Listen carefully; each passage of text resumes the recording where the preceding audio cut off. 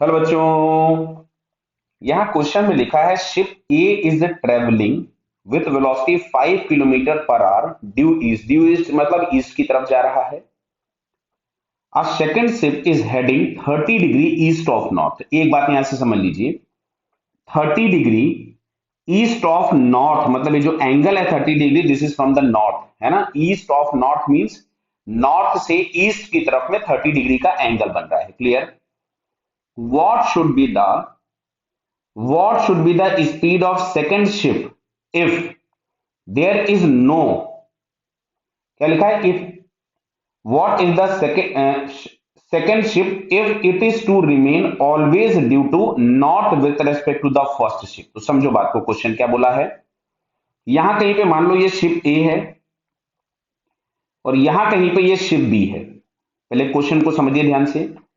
और ship is B इस direction में जा रहा है जिसका नॉर्थ के साथ एंगल दिया गया है 30 डिग्री।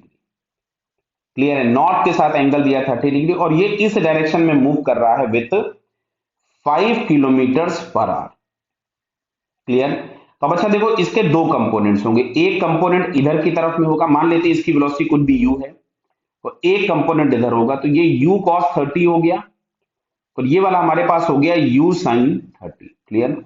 हालांकि लॉजिकली हमको समझ में आ रहा है लेकिन मैं आपको पूरा करके दिखाऊंगा कि तुमसे बोला गया है कि वो हमेशा नॉर्थ की तरफ में दिखाई दे, मतलब ईस्ट डायरेक्शन में कोई रिलेटिव डिस्प्लेसमेंट ना हो, मतलब ये दोनों कंपोनेंट्स आपस में बराबर हो जाने चाहिए। तो यहां से हम लोग लिख सकते थे u sin 30 is equal to 5, तो u बराबर हम लोगों को मिल जाता 10 किलोमीटर पर आवर। देखो हम लोगों को आंसर मिल गया, कुछ बच्चों को समझ में भी आ गया होगा।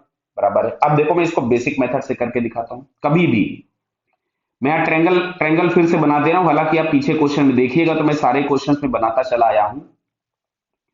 अगर हम लोगों को रिलेटिव वेलोसिटी फाइंड करनी होती, मान लीजिए ये पोजीशन ए है, पार्टिकल ए है तो पोजीशन वेक्टर ए का हो गया, ये आपके पास पोजीशन वेक्टर बी का हो गया। क्लियर बताइए। तो अगर ए से पूछा जाएगा बी किधर है तो ये आ जाएगा आपके पास की position vector of B with respect to A. Triangle law of addition से अगर आप चेक करोगे तो इन दो वेक्टर्स का सम इसके बराबर होगा। वो दो वेक्टर्स जिनके हेड और टेल कनेक्टेड होते हैं उनका सम तीसरे वेक्टर के बराबर होता है। तो यहां से हमको मिलेगा R A plus R of B with respect to A is equals to R B. तो अब अगर मैं यहां से लिखता हूं R of B with respect to A, तो इसको मैं लिखूंगा यहां से R B minus R A. Clear. Similarly अगर मेरे को वेलोसिटी लिखनी होगी B with respect to A, differentiate कर दूंगा तो क्या मिलेगा V B minus B A. Similarly हम एक्सेलरेशन भी लिख सकते हैं। तो बात को ध्यान से समझो। अब यहां पे हम लोग कोई भी कोऑर्डिनेट असाइन कर लेते हैं अपने मन से। मान लो ये नॉर्थ साउथ ईस्ट वेस्ट तो तुमको पता है, ये हमने एक्स एक्सिस लिख दिया, ये वाई एक्सिस लिख दिया। क्लियर है, नॉर्थ साउथ पता है ना, इसको हम लोग लिखते हैं ईस्ट, ये वाला होता है वेस्ट, ये होता है साउथ और ये होता है आप लोगों के पास नॉर्थ। क्लियर। तो अब अगर मैं यहां से शिप ए की वेलोसिटी लिखूं वी ए, तो क्या मैं इसको 5 आई कैप लिख सकता था।